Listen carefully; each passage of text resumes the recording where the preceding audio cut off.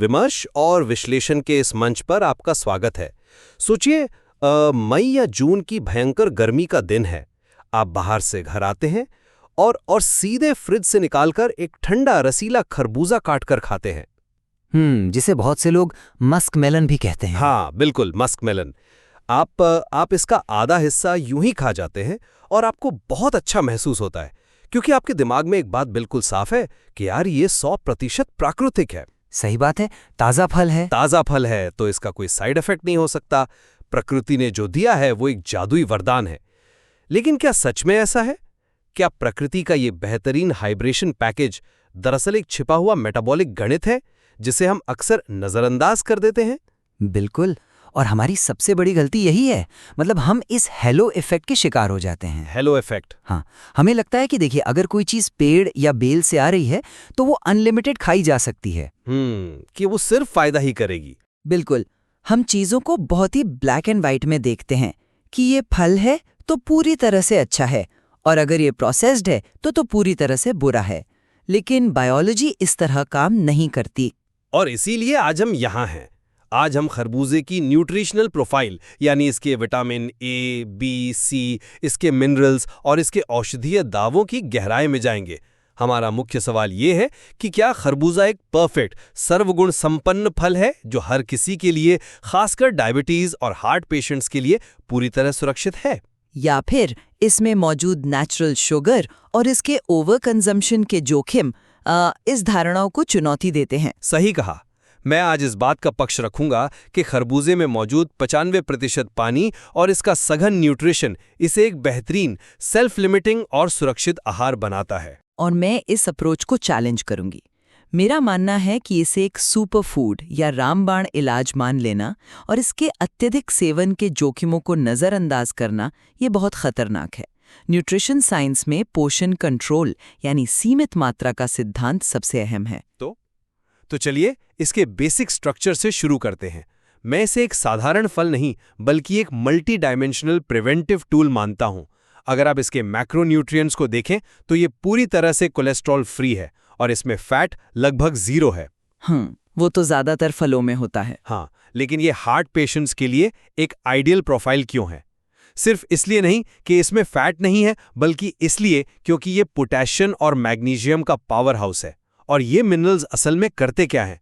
Potassium एक vasodilator की तरह काम करता है। मतलब नसों को खोलने वाला।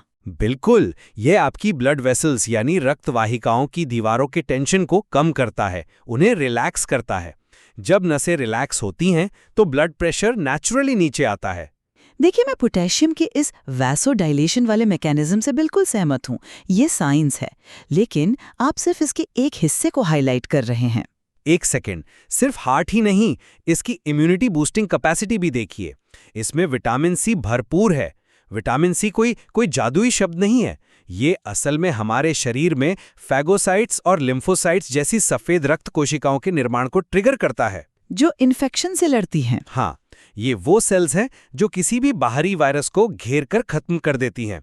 इसके अलावा इसका 95% वाटर कंटेंट इसे सेल्यूलर लेवल पर हाइड्रेशन देता है। जब आपकी कोशिकाएं पूरी तरीके से हाइड्रेटेड होती हैं तो वो न्यूट्रिएंट्स को बेहतर तरीके से ऑब्जर्व करती हैं और टॉक्सिन्स को बाहर निकालती हैं, है ना? एग्जैक्टली, ये एक परफेक्ट सिस्टम है। मुझे ये परफेक्ट सिस्टम वाली बात ही खटकती है। क्यों? इसमें गलत क्या है? मैं इस बात को बिल्कुल नहीं नकार रही कि इसमें विटामिन्स और मिनरल्स हैं, लेकिन क्या इस न्यूट्रिशनल प्रोफाइल के आधार पर हम इसे हर बीमारी के लिए एक सुरक्षित आहार मान सकते हैं? बिल्कुल नहीं।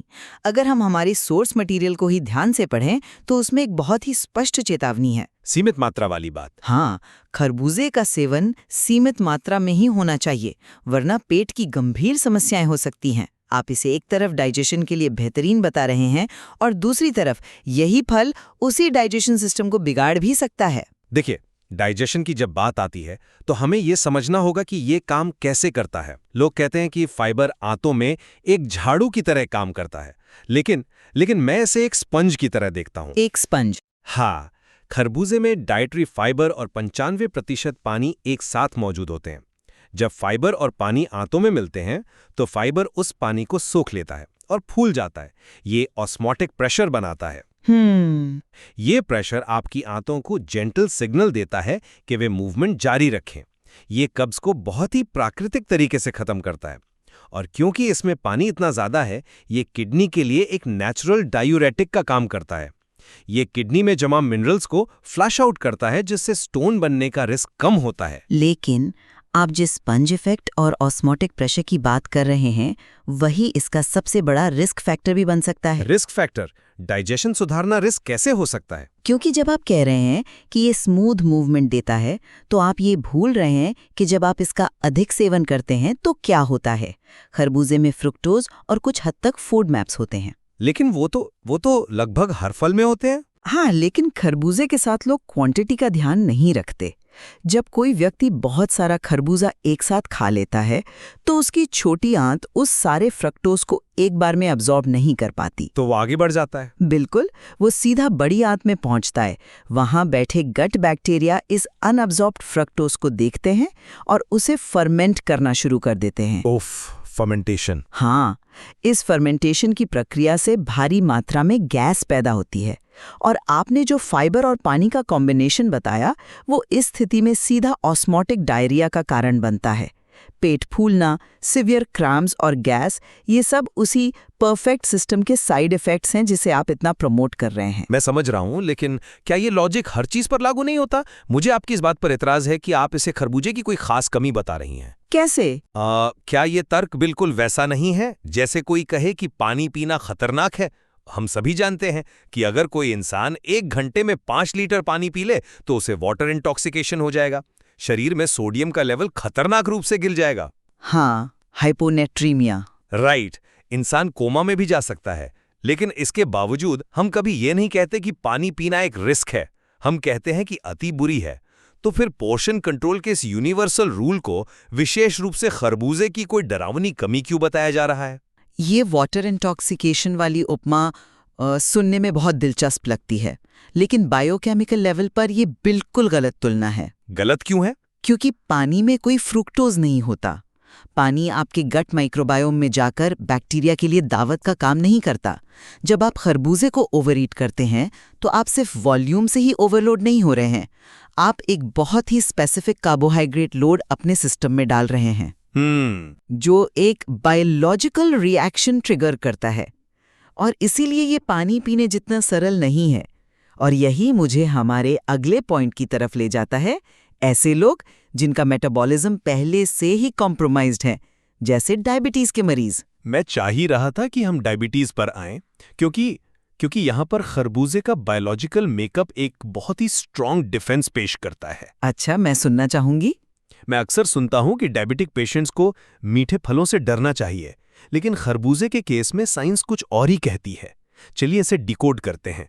एक होता है ग्लाइसेमिक इंडेक्स, जो ये बताता है कि कोई फूड कितनी जल्दी खून में शुगर रिलीज करेगा। और खरबूजे का जीआई मॉडरेट से हाई की तरफ होता है। हाँ, होता है।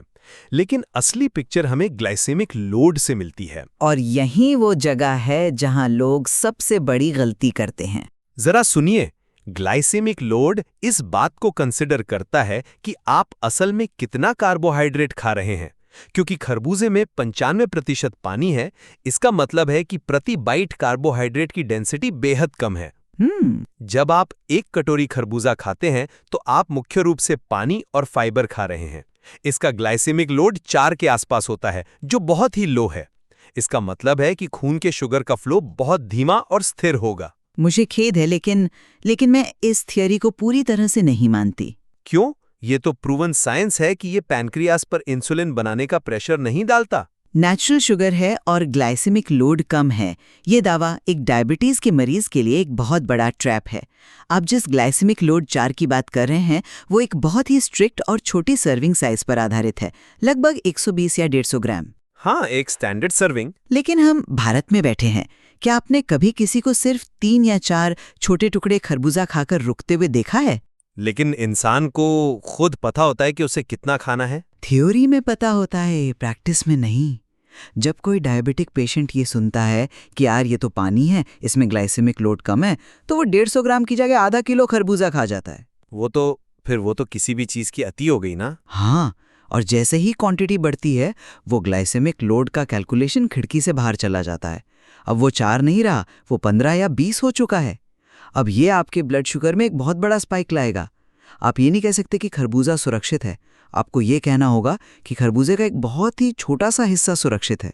मैं इस बात से अग्री करता हूँ कि क्वांटिटी मैटर करती है, लेकिन आप ह्यूमन एनाटॉमी और उसके कंजम्पशन की व्यावहारिकता को नज़रअंदाज कर रही हैं। व्यावहारिकता मतलब? आप कह रही हैं कि मरीज आधा किलो खा लेगा, लेकिन शरीर काम कैसे करता है? हमारे पेट की दीवारों में स्ट्रेच रिसेप्टर्स होते हैं। जब आप 95% पानी और फाइबर वाला कोई फल खाते हैं तो आपका पेट बहुत तेजी से भरता है।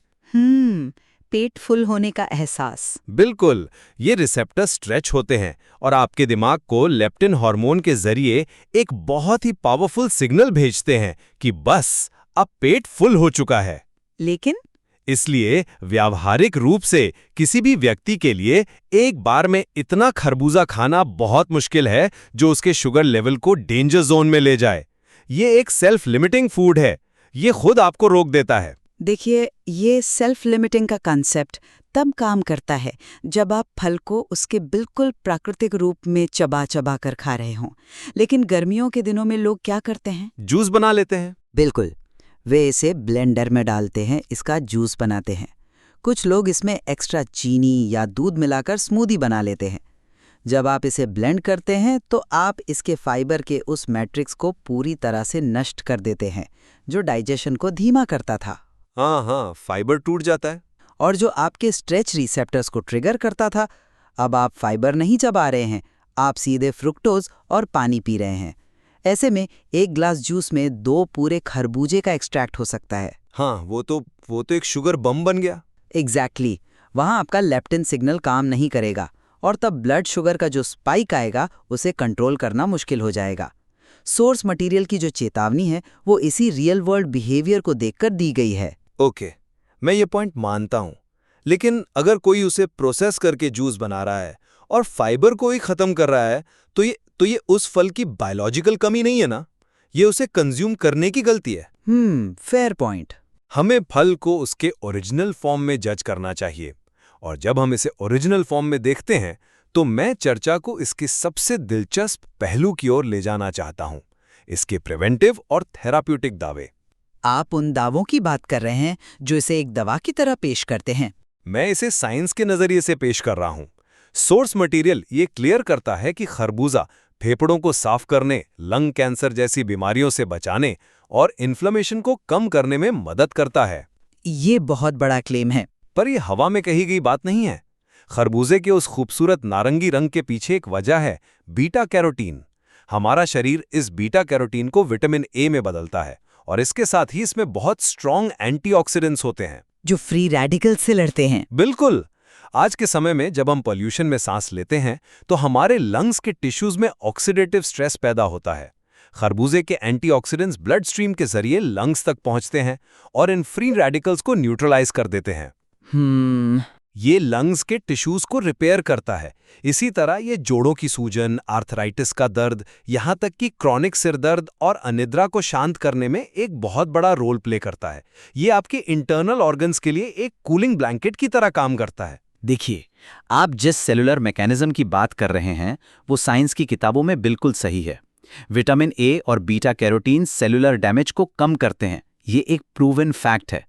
लेकिन मेरी बहुत सख्त आपत्ति उस छलांग पर है जो आप इस साइंस से लेकर सीधे बड़ी बीमारियों के इलाज तक लगा रहे हैं। मैं इलाज नहीं, प्रिवेंशन की बात कर रहा हूं। मुझे वही प्रॉब्लमैटिक लगता है। सेलुलर लेवल पर ऑक्सीडेटिव स्ट्रेस को कम करने का मतलब ये नहीं है कि एक फल क्लिनिकल लंग कैंसर को रोक देगा या किसी क्रॉनिक आर्थराइटिस के मरीज की सूजन को चमत्कारिक रूप से खत्म कर देगा, लेकिन वो सपोर्ट तो करता है ना। सपोर्ट करना अलग बात है। अनिद्रा एक बहुत ही कॉम्प्लेक्स न्यूरोलॉजिकल और साइकोलॉजिकल डिसऑर्डर है। अगर आप लोगों को ये नैरेटिव देंगे कि खरबूजा खाने से आपका सिर दर्द या अनिद्रा ठीक हो जाएगी, तो आप फंक्शनल मेडिसिन के नाम पर बहुत बड़ा ओवररीच कर रहे हैं। मुझे नहीं लगता कि कोई भी समझदार व्यक्ति मेडिकल साइंस को छोड़कर सिर्फ फल पर निर्भर होगा। आपको हैरानी होगी कि लोग क्या क्या मान लेते हैं। फूड और मेडिसिन के बीच एक लाइन होती है। मुझे डर इस बात का है कि कोई व्यक्ति जिसे सीवियर लंग इन्फेक्शन है वो डॉक्टर के पास जाने की बजाय इस उम्मीद में खरबूजे पर निर्भर हो जाए कि ये उसका इलाज करेगा। लेकिन हमें खाने को सिर्फ कैलोरी के रूप में देखना बंद करना होगा। भोजन ही पहली मेडिसिन है। ये एक प्रिवेंटिव शील्ड है। अगर कोई रेगुलर बेसिस पर खरबूजे को अपनी डाइट का हिस्सा बनाता है तो वो उन फ्री रेडिकल्स को इकट्ठा होने ही नहीं दे रहा है। प्रोएक्टिव हेल्थ केयर तब तक अच्छी है जब तक वो प्रैक्टिकल अवेयरनेस के साथ हो, लेकिन जैसे ही आप कहते हैं ये दवा है तो लोग मॉडरेशन भूल जाते हैं और फिर हम वापस उसी साइकिल में आ जाते हैं जहां अधिक सेवन से गट माइक्रोबायोम क्रैश होता है और डायबिटिक पेशेंट्स का ब्लड शुगर स्पाइक होता है। मैं सिर्फ इतना कह रही हूं कि हमें इस सुपरफूड के चश्मे को उतारकर इसे इसके सही परिप्रेक्ष्य में देखना चाहिए। और शायद यही वो पॉइंट है जहां हमारे श्रोताओं को खुद तय करना होगा कि वे इस जानकारी को कैसे प्रोसेस करते हैं। अगर मैं अपनी बात को समेटूं तो मेरा मानना अभी भी यही है कि खरबूजा प्रकृति का एक बेहतरीन इंजीनियरिंग मार्वल है। बिल्कुल। इसका 95% वाटर कंटेंट, पोटेशियम का वासोडाइलेशन इफेक्ट और बीटा कैरोटीन का एंटीऑक्सीडेंट पावर, ये सब मिलकर इसे हमारी स्किन, आंखों और हार्ट के लिए एक बेजोड़ आहार बनाते हैं। अगर आप इसे इसके नेचुरल फॉर्म में चबाकर खाते हैं तो ये आपको ओवरईट करने से रोकता है। और मेरा फाइनल टेक अवे ये रहेगा कि न्यूट्रिशन में कोई भी चीज़ जादुई नहीं होती और नेचुरल का मतलब अनलिमिटेड सेफ नहीं होता। खरबूजे के अपने स्पष्ट फायदे हैं, लेकिन इसके जोखिम उतने ही वास्तविक हैं, खास तौर पर जब मात्रा ज्यादा हो। हाँ, इसका फ्रुक्टोज लोड गट बैक्टीरिया पर असर डाल सकता है। डायबिटिक पेशेंट्स के लिए ग्लाइसीमिक लोड का कम होना तभी तक सच है जब तक पोर्शन बहुत छोटा हो। जैसे ही आप इसे जूस बनाते हैं वो सेफ्टी नेट गायब हो जाता है। अवेयरनेस और पोषण कंट्रोल ही वो चाबी है। तो हमारे श्रोताओं के लिए ये एक बहुत ही क्लैरिफाइंग सेशन रहा होगा। हम दोनों उस बात पे पूरी तरह सहमत हैं कि खरबूजा कोलेस्ट्रॉल फ्री, हाइड्रेटिंग और विटामिन से भरा एक शानदार फल है। बिल्कुल, इसमें कोई शक नहीं कि ये एक न्यूट्रिशनल पावर हाउस है, बशर्ते इसे एक फल की तरह ट्रीट किया जाए, न कि किसी जादुई गोली की तरह। हालांकि इसके सेवन की एग्जैक्ट लिमिट्स और इसके बीमारियों को ठीक करने वाले दावों पर हमारी असहमति कायम है।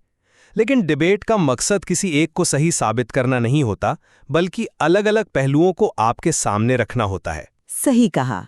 अब ये आप पर निर्भर करता है कि आप अपने शरीर के मेटाबॉलिज्म को कितनी अच्छी तरह से समझते हैं। तो अगली बार जब आप भयंकर गर्मी में खरबूजे की वो ठंडी और रसीली फाक लें तो जरूर सोचिएगा, क्या आप अपने स्ट्रेच रिसेप्टर्स और ग्लाइसेमिक लोड का ध्यान रख रहे हैं या सिर्फ इस आरामदायक भ्रम में हैं कि प्रकृति हमेशा सुरक्षित होती है। चॉइस आपकी है। सोचने के लिए बहुत कुछ है। हमारे साथ जुड़ने के लिए शुक्रिया।